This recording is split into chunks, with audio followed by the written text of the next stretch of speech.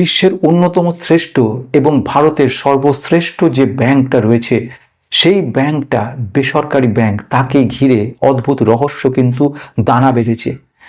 যারা সব ইনভেস্টাররা ছিল, বিনিয়োগকারীরা ছিল, তারা একেবারে বিশ্বাসযোগ্যতা তাদের কমতে শুরু হয়ে গেছে এবং যে কারণে স্টকটা কিন্তু আছড়ে পড়েছে। এর মধ্যে প্রশ্ন রয়ে গেছিল ৪৫ কোটি টাকার এক রহস্য, যে রহস্য টাকাগুলো গেল কোথায়।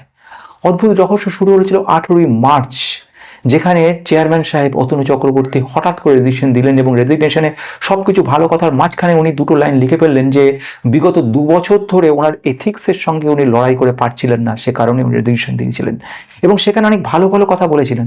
তার পেছনে ছিল ম্যানেজমেন্টকে নিয়ে কোনো কথা ছিল না। একটা প্রশ্ন এখানেই শেষ নয়, আর কিছু কন্ট্রোভার্সি তৈরি হলো, যে কন্ট্রোভার্সিগুলো বারবার মনে করা ছিল যে তাহলে এটা কি স্ক্যাম, সত্যি কি স্ক্যাম? যদি এটা স্ক্যাম না হয়ে কি থাকে, তাহলে রিজার্ভ ব্যাংকের দেওয়া সব থেকে সেরা তকমা দেওয়া এই ব্যাংকটা, যাকে বলা যেতে পারে যে পুরো চোখ বুজে বিশ্বাস করার মতো এই ব্যাংক, সেই ব্যাংকটার এই ঘটনাটা ঘটলো কি করে? এমআরসিডিসি ব্যাপারটা কি ঘটেছিল? ২৫,০০০ কোটি টাকা এমআরসিডিসি এখানে ইনভেস্ট করেছিল এবং তার পরবর্তীকালে দেখা যায় সেখানে একটা অন্যায় দাবি তারা করেছিল।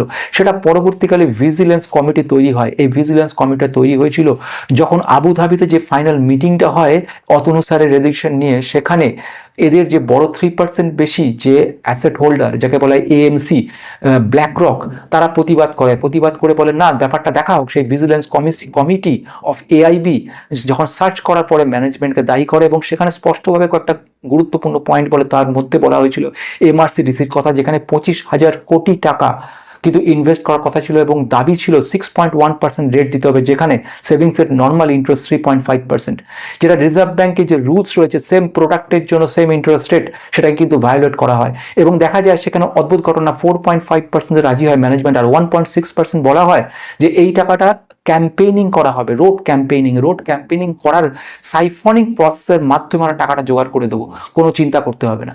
তাহলে আসল ঘটনাটা কোথায় ছিল, কি ছিল, কিভাবে হয়েছিল, সত্যি ঘটনাটা কি ছিল? কেন ২ বছর ধরে যে লড়াই করেছিল, ঠিক 2 বছর পরে গিয়ে শেষ দিনে গিয়ে তার কেন মনে হলো অতনু স্যারের, কেন 2 বছরের মধ্যে একবারও মনে হলো না?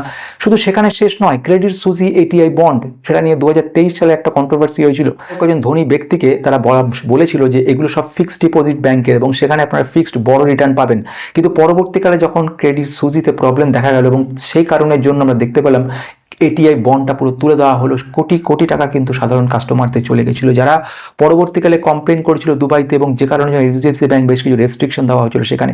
কিন্তু সেটাই শেষ নয়, লীলাবতীর ঘটনা মনে রাখতে হবে, লীলাবতী ট্রাস্ট।